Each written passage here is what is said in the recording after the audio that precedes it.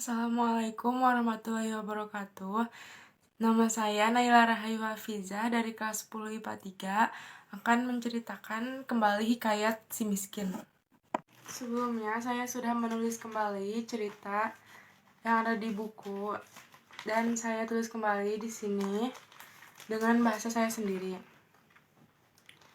Ini hikayat cerita orang dulu sekali, peristiwa di mana Allah Subhanahu wa Ta'ala menunjukkan kekayaan kepada hambanya.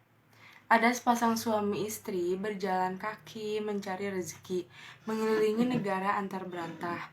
Nama rajanya yaitu Maharaja Indradewa. Beberapa raja yang lain takluk terhadapnya dan selalu mengantar upeti pada setiap tahun kepadanya. Pada suatu hari, si raja itu pun sedang ramai dihadapi banyak orang, dari mulai raja sampai rakyat biasa. Dan pasangan suami istri itu pun sampai di hadapan sang raja. Si miskin itu habis ditertawai sampai dilempari kayu dan batu oleh orang banyak. Banyak sampai tubuhnya berlumuran darah akibat penampilannya yang tidak enak dilihat.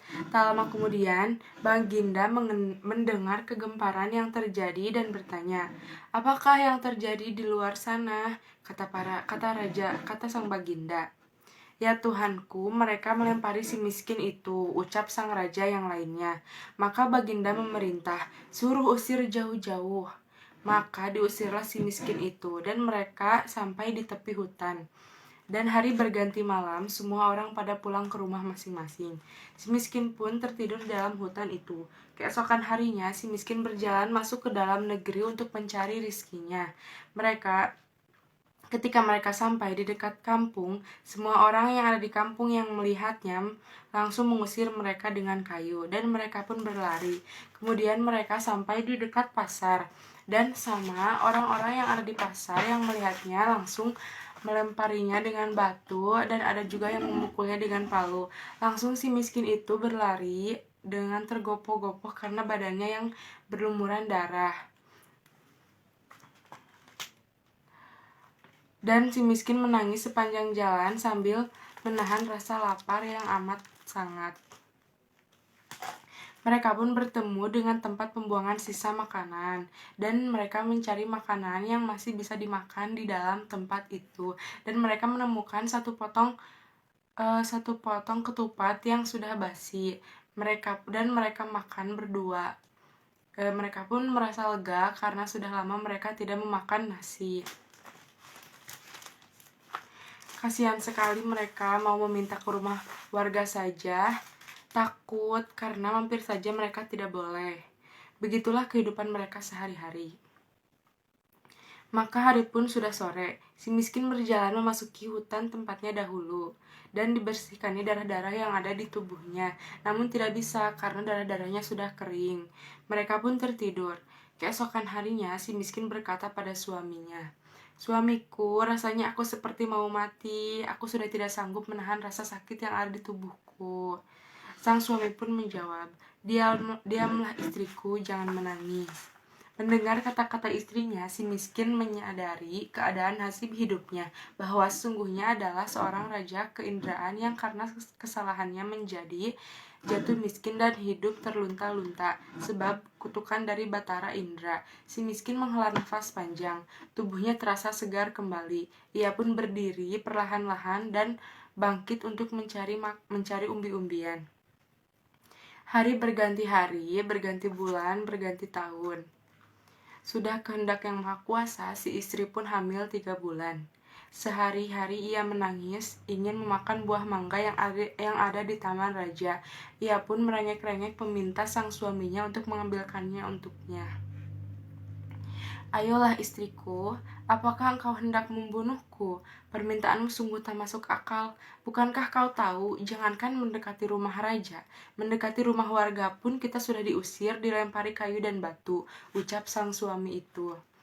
Mendengar perkataan suaminya, si istri pun semakin sedih, hatinya semakin merengek. Si miskin merasa nelangsa mendengar tangis istrinya, hatinya merasa disayat.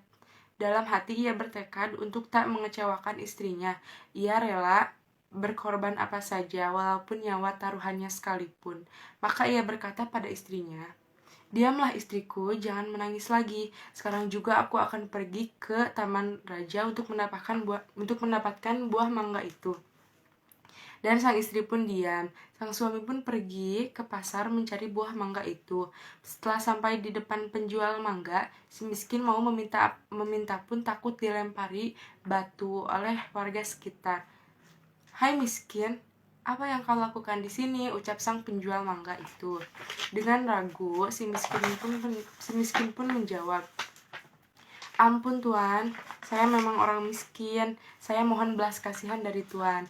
Bila diperkenankan, bolehkah saya mengambil mangga busuk yang telah ada di keranjang sampah itu satu buah saja?" Pedagang itu pun langsung merasa kasihan. Bukan hanya pedagangnya saja, tetapi orang-orang yang mendengar perkataan si miskin itu pun juga merasa kasihan. Dan kemudian orang-orang yang ada di sekitarnya juga memberi pakaian, naik pakai, ataupun kue-kue ataupun buah-buahan lainnya yang segar kepada si miskin. Si miskin pun tidak menyangka akan perilaku pedagang-pedagang itu. Tetapi si miskin sudah tidak bisa berpikir lagi karena sudah kesenangan.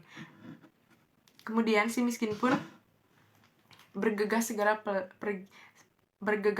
pulang untuk menemui istrinya dan menceritakan semuanya yang telah terjadi kepada istrinya.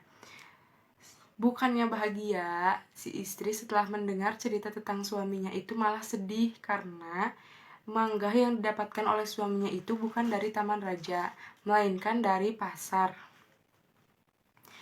Sang suami pun merasa sebal dengan perilaku istrinya. Tapi karena rasa cinta sang suami kepada sang istrinya, suami pun rela untuk berjuang demi istrinya. Kemudian suami pun bergegas pergi ke taman raja.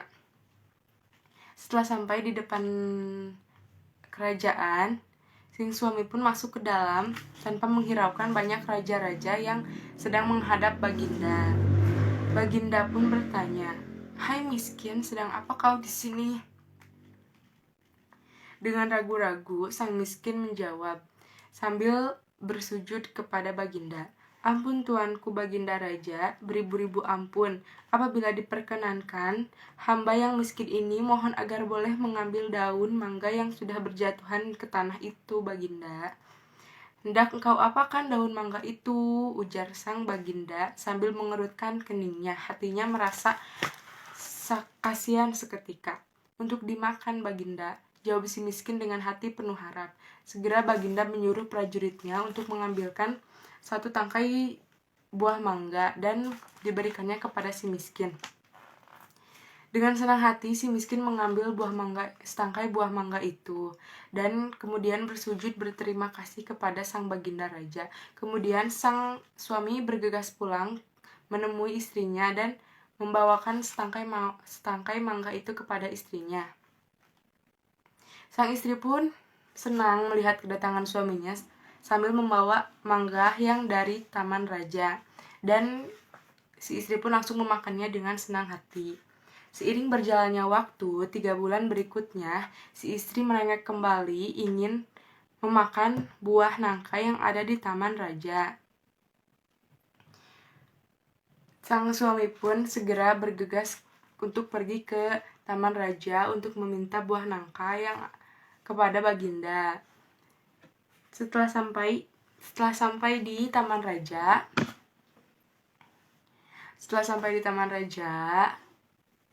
sang raja pun bertanya, "Hai miskin, ada perlu apa lagi engkau datang ke sini?" "Mohon ampun, sang Baginda, bolehkah aku mengambil daun nangka yang sudah berjatuhan itu satu saja?" Jawab si miskin. Maka Baginda pun menjawab, "Hai miskin, hendak kau apakan daun tersebut? Baiklah, akan kuberi kau satu buah nangka." Si miskin pun bersujud berterima kasih kepada sang raja, sang Baginda. Setelah sampai, sang suami disambut oleh istrinya sambil menerima buah nangka itu dengan senang hati dan langsung memakannya. Selama sang istri hamil, banyak sekali orang-orang yang memberinya pakaian, makanan, atau apapun untuk dipakai dan dimakan oleh si miskin itu. Seiring berjalannya waktu, genap sudah bulan kehamilan istrinya. Pada malam itu, bulan sangat bersinar terang, dan si istri melahirkan satu orang anak laki-laki yang sangat tampan. Si anak itu diberi nama Makaromah, yang artinya anak di dalam kesukaran. Maka dirawatlah anak itu, diberikan kasih sayang yang amat banyak. Maka si miskin membuat gubuk untuk berteduh. Ketika ia menggali lubang untuk memancarkan tiang, cangkulnya mengenai benda keras dan mengeluarkan bunyi yang sangat nyaring. Ternyata benda tersebut adalah peti emas yang setelah dibuka isinya adalah emas yang banyak sekali. Si miskin terpana, tak percaya akan apa yang dilihatnya. Si istri pun datang menghampiri sang suaminya dan juga melihat apa yang dilihat suaminya. Dan si istri pun terkejut sambil berkata, "Sampai pada anak dan cucu kita, emas ini tidak akan habis untuk dibuat belanja." Sekian, terima kasih. Wassalamualaikum warahmatullahi wabarakatuh.